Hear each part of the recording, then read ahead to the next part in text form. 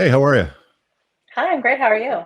Good. So what's happening? What's going wrong?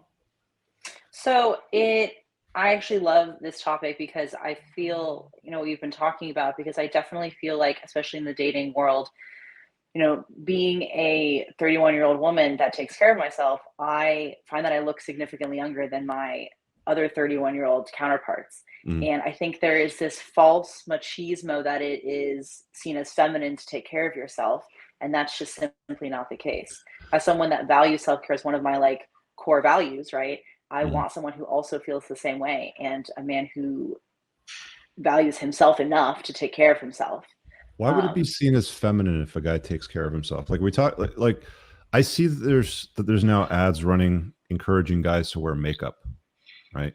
Which mhm. sounds like the feminine angle to me. But why is what you take and how you manage your hormones and your blood and all that stuff, like why would that be considered feminine? I don't think that that is. Do these I guys find it to be feminine? Is that why they've got an aversion to it? I think maybe it's maybe something that they learned from their fathers. They don't Mm. want to some older generations who feel like, "Oh, I can fix it myself. I can do it myself." Miss me with that. Men don't have seem to have a skincare routine. They don't want to wear sunscreen. Yeah. Um, like that just seems and it's unfortunate because you know I think it's important for if a man values himself to take care of himself appropriately, right? And how are you supposed to take care of someone else if you can't take care of yourself? So are you familiar with sunscreen ingredients? I know. I mean, I'm yes. I And wouldn't say that I'm a scientist, but and I what sort of sunscreen, do you go for? usually Like, like the all natural ones. okay. When you talk about like um, some of the cancer causing ingredients and things Yeah. like that, you try to do something more natural, Well, but they're not. that that's the thing though, because I mean, if you just want to talk about sunscreen as like a skincare routine and a topic that guys need to sort of contemplate, um, the ingredients in the vast majority of sunscreens are estrogenic, right? They have either oxybenzone or a version of oxybenzone. I can't remember what the first three characters are, but it still ends in basically Z benzone. It's Mhm. the same product that does the same thing in the body, which converts to estrogen, and they find that it stays in your body for up to a week. The only sunscreen that you should wear if you're going to wear sunscreen, since we're on the topic, is zinc based. That's it. Mhm. The medical ingredient is zinc. And Mhm. guess what? You're going to look like Casper the Friendly Ghost when you put it on, probably. But that's the only thing you can put on your skin that will lower the effect of the UV rays and not let you burn without converting the estrogen in your body. So, like, there's a lot of things guys don't even contemplate. Like, most guys will wear sunscreen. I'm actually at the point where what I'll do is I barely even wear sunscreen because if I have to wear it, it's going to be the zinc base and it'll just look like white paste. So I just tend to go out more in the morning and in the late afternoon until I have a tan. And they don't even have to bother wearing sunscreen, unless it's a hat or a shirt or something like that, most of the sunny days. And I get a nice tan, in the summer. And I don't use sunscreen at all for anti-aging. I don't have a lot of wrinkles for my age. Okay. So the notion of like skin cares and stuff like that, like there's some good skincare products. I think the peptide based ones, I actually have a tab open over here. I opened it because I meant to talk about it. But there's let me just share this here real quick because this is the only one that I would recommend that guys use. Um, this is the one that I use, which is it's on a website called Aseir Custom, ASEIR custom.com.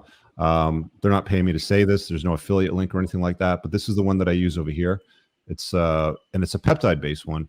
And the reason why I got into it and I learned about this stuff is because apparently fighters use it to repair their skin from battle damage from fights to help the cuts and the bruises and all this sort of stuff.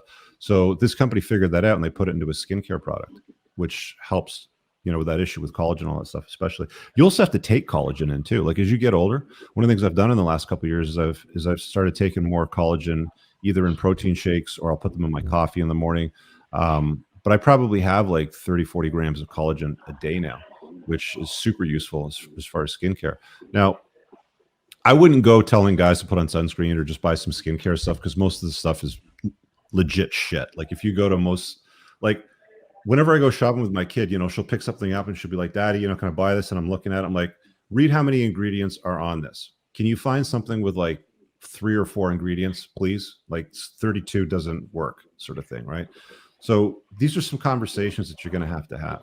As far as, guys that you're dealing with, are they just laughing at this, when it comes to the conversation of self-care and taking care of themselves?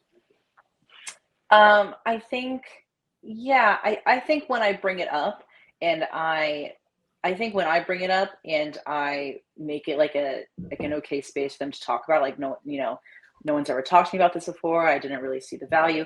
I think most men come around to it, but they don't have any formal education in it because of how I think society has it perceived to, or it has kind of related to them. And that's really unfortunate because I think they want to take care of themselves, but because they feel some level of like a barrier to entry there. Yeah. I think lowering that barrier to entry for them would be really, really helpful because it's unfortunate. Because I think men want to take care of themselves. They just simply don't know how or have the tools. Well, I mean, people usually only go looking for help when it comes to help. Like they would rather have a prescription than they would a nutraceutical that prevents the issue, right? Like they'd rather go to the doctor and get a pain pill than to take a vitamin.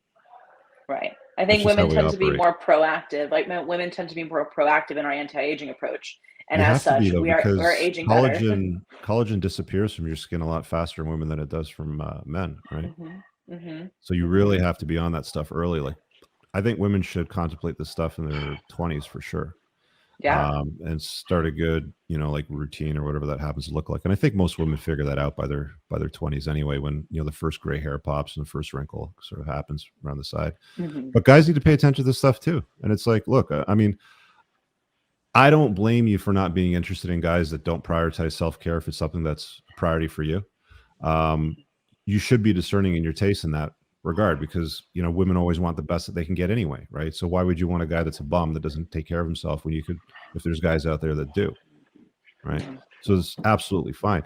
How do you motivate more guys to take their their health and their aging more seriously?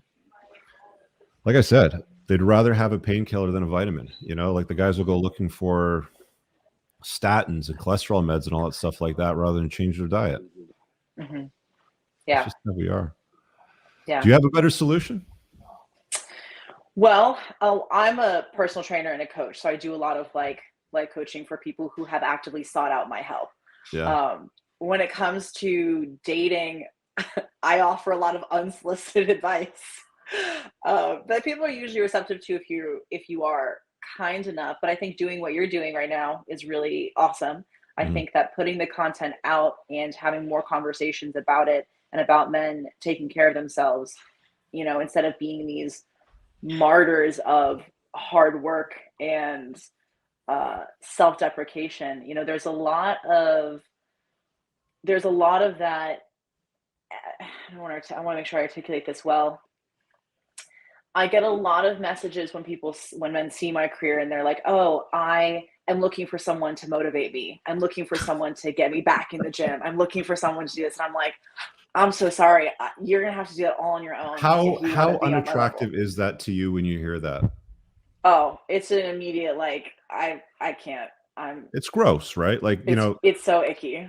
Somebody saying to you, I need somebody to motivate me. Will you motivate me? Like lower your standards and take care of my fat ass, basically is what they're saying.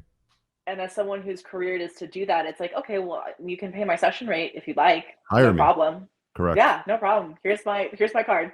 No problem. Yeah, isn't that interesting? Mm-hmm.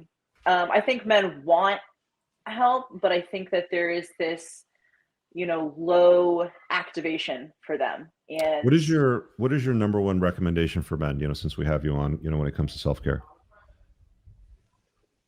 Try. Do something. I think preventative is number one. But if you have missed that boat, the resources that you have, supplementation and getting your diet and exercise back in, like muscle mass exercise is the number one anti-aging. That if you want to look and feel better, move your body. Yeah, that's an excellent point. I want to emphasize that because I didn't state that earlier. Having lean muscle on your body as you get older is incredibly important for so many different functions in your body. It's not just useful for strength and for moving around, but it's actually almost like a fuel. As you get older, like your body needs it. Because you There's do lose it a as you get older. yeah, it's really hard to maintain. There was a and you might have to fact check me on this, but I think that there was something recent where you talked about muscle as an endocrine organ, where muscle releases more like hormones now. And so we talk about regulating your hormone function and being able to age appropriately as your hormone function gets a little bit more wonky. Muscle is really, really powerful in helping to regulate that. Yeah, it's definitely useful. Lean muscle mass. So there's your advice, guys. Don't be fat and lazy. Be big and jacked, and you will age better. Trust me. You know, you take care of your body. It's going to pay back dividends. You don't like. I'm telling you guys. I'm telling you. I look around when I train, when I go to the gym, when I'm out in public, and there's some people out there that don't have to look the way that they look, and I know that they're. I don't want to say in pain, but they're uncomfortable. Going up the stairs reminds them that they're getting older. You know, getting out of a chair reminds them that there's things falling apart with their body, and it happens more and more as they get older. And you don't have to deal with that. You really don't. So that's my advice. Liz, thanks for chiming in. I appreciate it. Appreciate you. All right, take care. I really hope you guys enjoyed that clip. If you want to watch the full-length podcast, you can find that over here, that clip's from. If you're newer to the channel, make sure you hit subscribe over here. And pinned down below in the top comment, you'll find a bunch of useful links to my website, my supplement line, books, and a bunch of other stuff. Have an amazing day. Peace out.